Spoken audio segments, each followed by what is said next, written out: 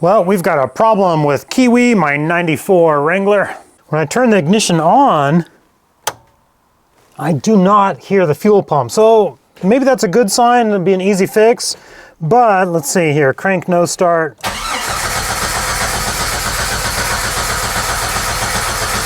Doesn't even cough. And I've got to get this fixed because Kiwi's going down and getting some new shoes because I really need new shoes on this. Look at this. That right there says 2808. So that means the tires on this vehicle are 18 years old. So if I'm not hearing the fuel pump kick on, cool, like, you know, that narrows it down a bit. But I'm a little suspicious because I actually took starting fluid. We'll try it again here real quick. Shot some starting fluid into the air intake there. And even doing that, it didn't even cough. So like, it won't, I mean, it'll turn over, but it's not trying to start. But there's a few other tests we can do. Let's give this another try here. I'm gonna squirt some starting fluid in here, pop in and try to start it real quick. We'll see what happens. I'm running out of fluid here.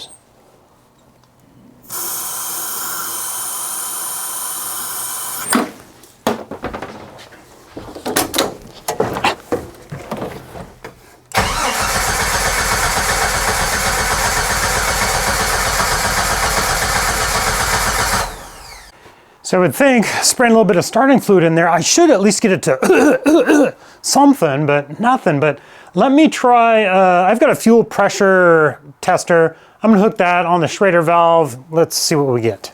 Well, after cranking it, let's see if we have any pressure here. Try not to get gas all over the place. Yeah, no pressure. Let's find the fuel pump relay here. And maybe we'll try to jump the pump relay. Maybe the relay is bad. So let's see, according to our diagram, fuel pump, and that one's horn. So let's try swapping these two. I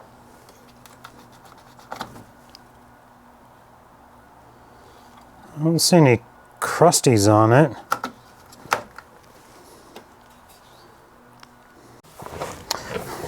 By just doing that, I should hear the fuel pump kick on, if that's the problem. So let me listen very careful. Nothing. I really don't want to have to replace the fuel pump on this. Hopefully it's just a wiring issue. I don't know. I'm gonna figure out on this relay what's hot, what's ground.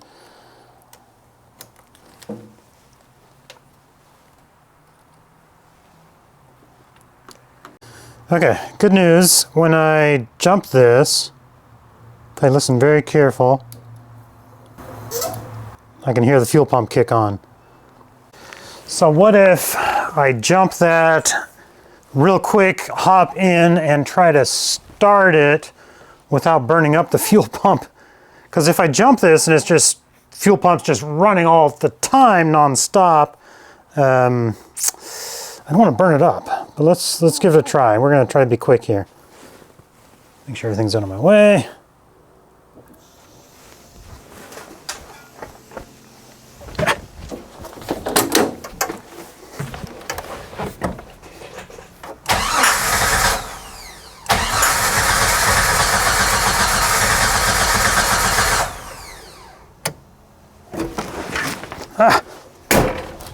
Well, that was better.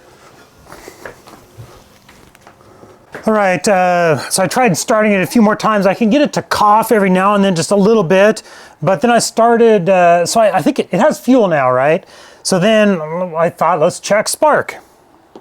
So I got my handy dandy little spark tester here. I hooked that on cylinder 3 right here, and I did not see any flashing. So I'm like, huh. So then I hooked it directly on the coil, still not seeing any flashing. Fortunately, in all of my collections, like if I have a spare part to just hang on to it, I've got a brand new coil. So I'm gonna swap out the coil here real quick, see if that resolved. I might have had 2 issues, no fuel and no spark. Oh. Alrighty, there's the old coil.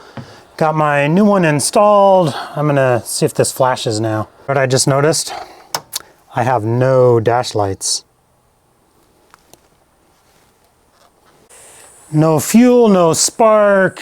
Makes sense that that's not the issue. There's something else, maybe the engine control module. All right, we're gonna do a little test. I mean, between no fuel and then no spark, I should have known, and I should have saw that the no dash lights, like, you know, that's my bad. We're gonna do a little test. We're gonna turn the ignition on. We're gonna let it sit on for a while to give the ECU a chance to kind of wake up and kind of watch. We're gonna watch the dash, see if anything lights up, see if I hear any relays clicking or anything, just anything happening. Give that ECU a little bit of time.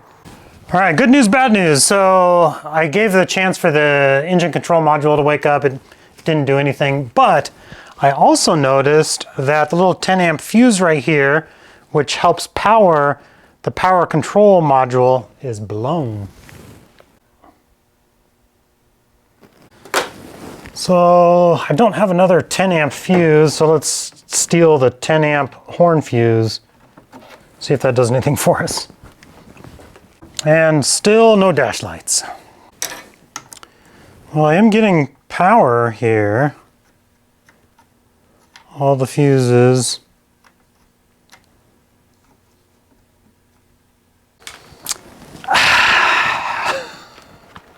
Let me show you. Figured it out, I think. Oh, so frustrating, so dumb.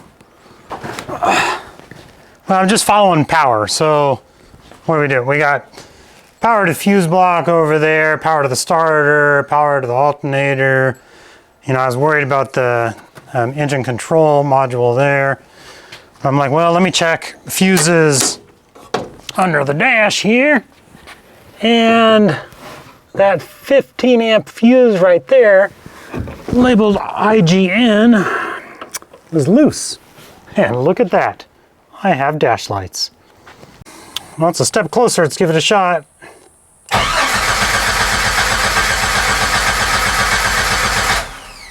Still nothing. But you know what? I still don't hear the fuel pump kicking on, so let me bypass the fuel pump again. That should at least get me fuel. All right, now I hear the fuel pump kicking on.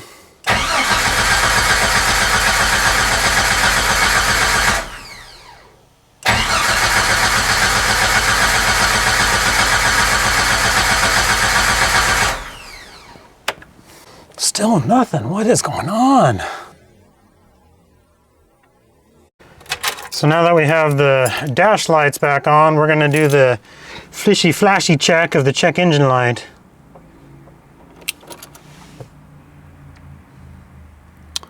Check engine light doesn't turn on.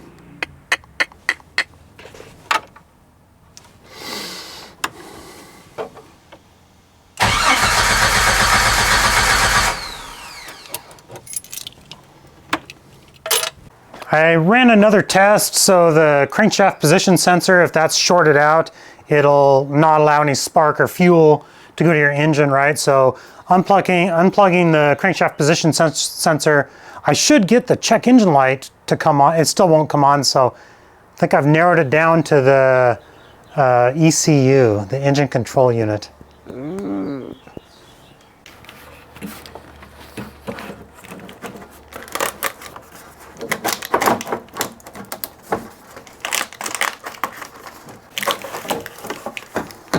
All right, wire harness unplugged. Let's test to make sure I got power going to the ECU. Now, let's see, I have power. So with the ignition off, one of these pins, for me it's pin 3 is always on. And it's looking at it like this. Pin 3 is battery, it's this one. 12 volts always on. Now, I turned the ignition on, so one of these should have 12 volts with the ignition on. So I'm just kind of fishing through to see if I can find which one that is, and I'll compare it to my wire diagram here.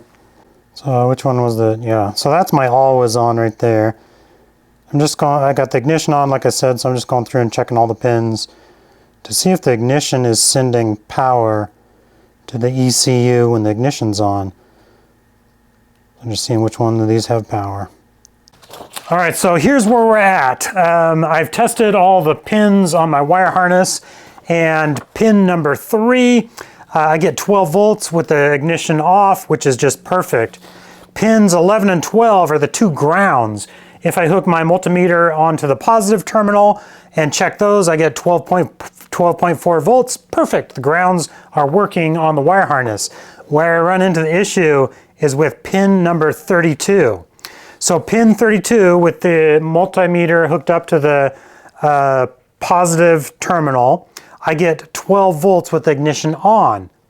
So that tells me that there is power going all the way through the bulb to the wire harness, and then this plugs into the ECU. Now the ECU's job is to ground that, which then turns on the light. So we're going to do one final test. I'm going to bypass, or I'm going to manually ground pin number 32, and if I do that and it turns on the check engine light, then we know that the engine control unit, the ECU, is not doing its job. There's some parts in there that frequently they leak over time and it needs to be rebuilt. So I'm going to put it back together. We're going to test pin number 32, and if my check engine light comes on, we're hosed. All right, got it all hooked back up, and I'm back probed on pin number 32 there. So let's hook it up to a ground and see what happens. From what I've learned and researched, if this check engine light comes on with it manually grounded, then that ECU is not doing its job. So, moment of truth. Yep, there it is. Dang it. My ECU is bad. So there's some coils or resistance. There's something inside of the ECU that it says they slowly degrade and start melting over time. You can solder new pieces, but I'm not a great solderer. I end up just melting things, and I don't want to start. I'm going to have this sent in and have somebody rebuilt it. Good thing we replaced the coil, huh? So basically my ECU is dead and needs to be rebuilt. There are kits where you can do it yourself, but like I said, I don't want to mess with trying to solder things like real fine soldering. I'd rather mail it off. There are services that'll do it for you, and then they have like a lifetime guarantee on it. So I'm going to go that route. And yeah, pin 32 is what is the check engine light, which is supposed to come on. Like you turn your key on, the check engine light comes on, and that's just the ECU, the brain, waking up and saying, I'm here, I'm ready to go. And then you start your engine. But so something inside of the ECU is just not grounding properly. Something on the inside of it is fried. So I guess there'll be a part 2 of this after I pull that ECU out, mail it off, and install it, and then we'll get back to square one, and hopefully this thing will run. Thank you guys. Leave a comment. Let me know what your thoughts are. Got kind of down a little rabbit trail there with the spark and fuel and all that. Like, I mean, I was just looking at the basics. Spark, fuel, compression, right? Turns out to be a wiring issue. ECU, like, at least we got it though. Proud of that. Thank you guys. Have a good day, and I'll see you in the next video.